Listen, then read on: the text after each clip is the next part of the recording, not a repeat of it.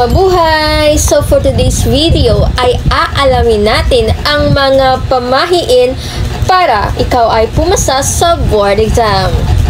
Magbibigay ako ng 10 tips on how to pass the board exam. But before that, aalamin natin muna kung ano ba yung pamahiin or paniniwala.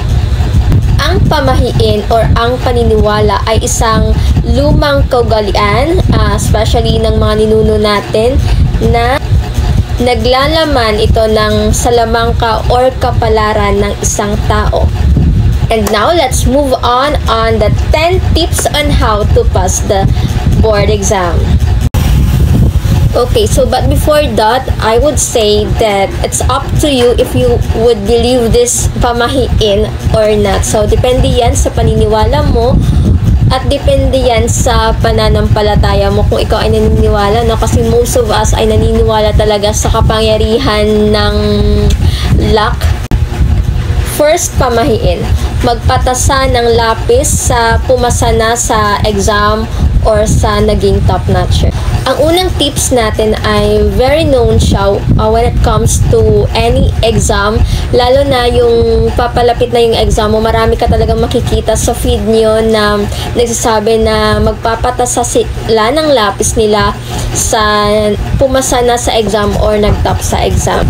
So for me personally, nung nag-take ako ng exam sa LET is ako lang din mismo yung nagtasa ng lapis ko. So ayun. So dahil medyo mahiyain ako na tao, so may makakilala naman ako na pumasa na sa exam, pero hindi ko ginawa yung tip number 1 ko kasi nga medyo nahihiya ako. And of course, self-confidence tayo, te. So believe in yourself na lang. So pwede din naman na ikaw din mismo yung magpatasa ng lapis mo, or sabi nila pwede din magpatasa ka sa naging inspiration mo sa buhay, like your parents, or mga taong naging role model sa'yo. Kasi sabi nila, it bring lucks daw sa taong gagamit ng lapis since nagpatasa ka sa taong ini-inspire mo or na-admire mo. So, parang napupunta sa'yo yung lucky charm, ganun. So, it depends on you, ha, kung magpapatasa ka ng lapis sa naging top-notcher or sa pumasa na sa exam. So, ako lang mismo yung nagtasa ng lapis ko. Number 2 tips, huwag magbura. Okay, so itong number 2 tips natin ay I highly recommend to every takers, no, na magti-take ng kahit anong exam, no, wag mag-erase. Ako personally, talagang gamit na gamit ko yan sa LET exam. Hindi talaga ako nag-erase. Nag-erase pala ako sa general education kasi dudang-duda ako doon if mag-erase ba ako or hindi. Doubt ako sa sarili. Kasi I know to myself na alam ko yung sagot but ibang letter yung na-shade ko. So, ako na lang nag-erase nga ako. Gen Ed lang na part yun. So, I prayed lang na hindi bumakat yung erasure ko during that time. So, I passed. Pero syempre, I highly recommend to everybody na wag po tayong magbura as soon as kaya mo, no, i-control yung sarili mo. So, before ka mag-shade, make sure that you shade the right answer na sa tingin mo yun ang pinaka-the best na answer. Kasi when you erase, no, there are many possibilities na pwedeng mangyari. So, baka sa LET kasi, baka hindi mabasa ng machine yung scantron mo when it comes sa shading, sa pag-erase mo na mali-mali. So, mga ganon ng mga atake. So, bawal na lang tayong magbura. Okay, so number 3 tips, no, para pumasa ka sa board exam ay huwag mong ibagsak ang lapis mo. Kasi sabi nila, no, mostly nagsasabi na kapag daw nabagsak mo yung lapis mo accidentally man or hindi mo siya intention, ikaw daw ay babagsak din sa exam. So, kung ikaw ay talagang naniniwala doon sa pamahiin na yan, so make sure na hindi mababagsak yung lapis mo, okay? So, dapat nasa stay in one place lang siya, dapat hindi siya mabagsak para wag ka din bumagsak sa exam. So again, disclaimer lang, itong mga pamahiin na ito ay depende pa rin yan sa'yo kung susundin mo siya or hindi. Kasi if ever man na bumagsak yung lapis mo, no, unintentionally rather, syempre kakabahan ka na baka ikaw ay babagsak din sa exam kasi nga unintentionally mo siyang nabagsak.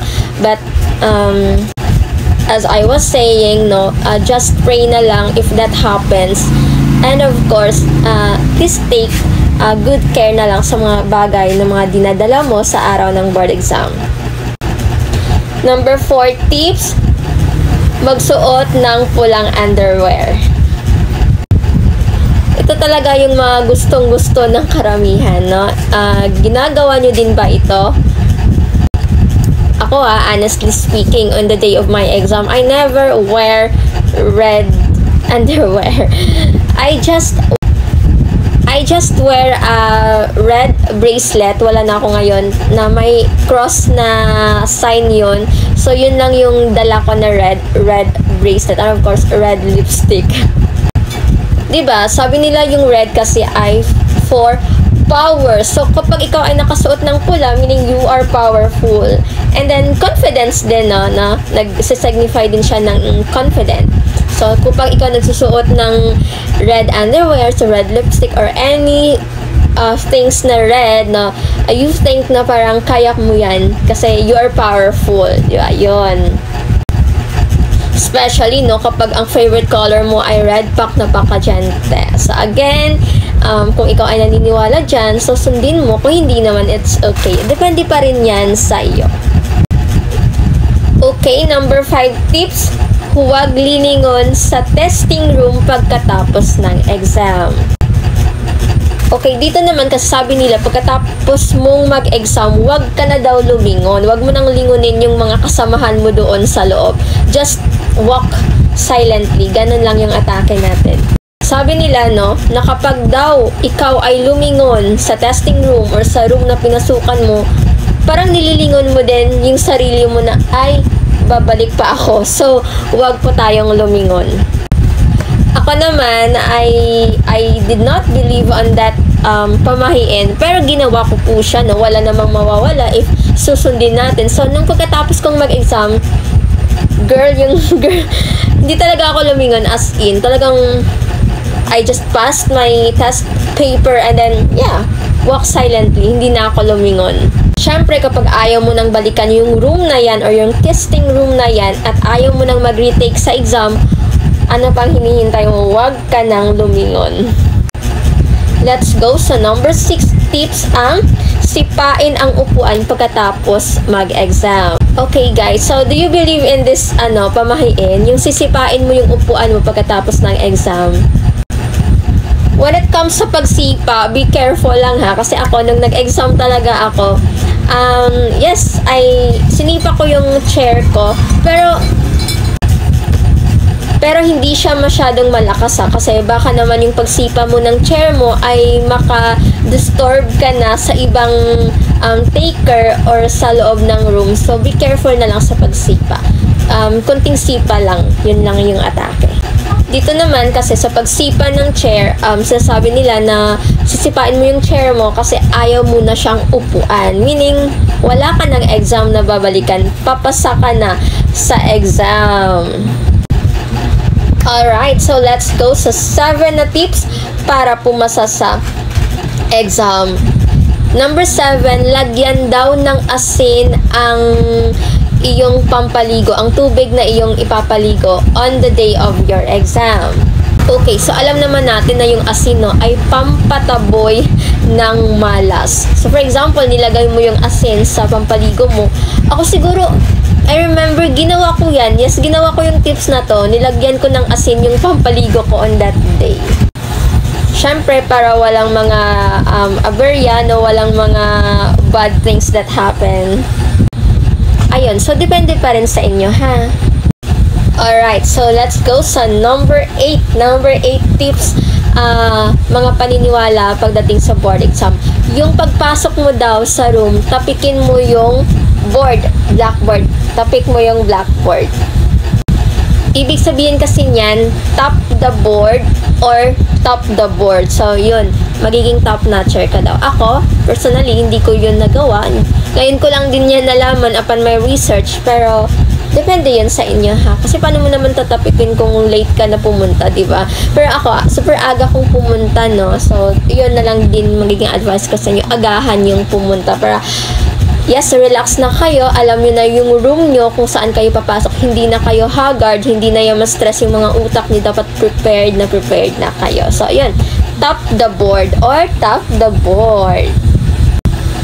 Okay, ready na ba kayo sa number 9? Number 9 tips natin, putulin or i-donate ang lapis pagkatapos ng exam. Ito ha, itong tips na to ay depende ito sa inyo. Kasi ako, pumasa ako sa LET exam, yes. Pero hindi ko siya pinutol yung lapis ko. Hindi ko din siya dinonate, kundi dinala ko siya sa bahay. Kaya, depende pa rin yan sa inyo. Ayan, paglabas nyo kasi ng room, may makikita kayo dyan na parang donation box. Dyan mo daw ilalagay yung mga ginamit mong lapis, no, donation. So, it depends on you if you will donate the pencil that you use or puputulin mo siya or uuwiin mo siya. Kasi sa akin, inuwi ko talaga siya.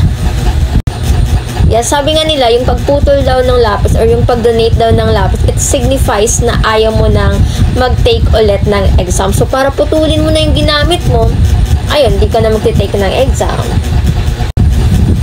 So, kung naniniwala ka sa number 9 tips natin make sure na gagawin mo yan on the day of your exam. Alright, so dito na tayo sa panghuling tips natin. Maglagay ng barya sa ilalim ng sapatos. How true kaya ito? Kasi naririnig ko din ito mostly hindi lang sa exam kapag ikaw ay naghahanap ng trabaho, nilalagyan nila ng barya yung sapatos nila, yung sa ilalim ng sapatos nila. Para daw kasi, kahit saan ka man magpunta, ay dala-dala mo yung swerte. So, yung coins, diba, swerte yun, money. So, yun.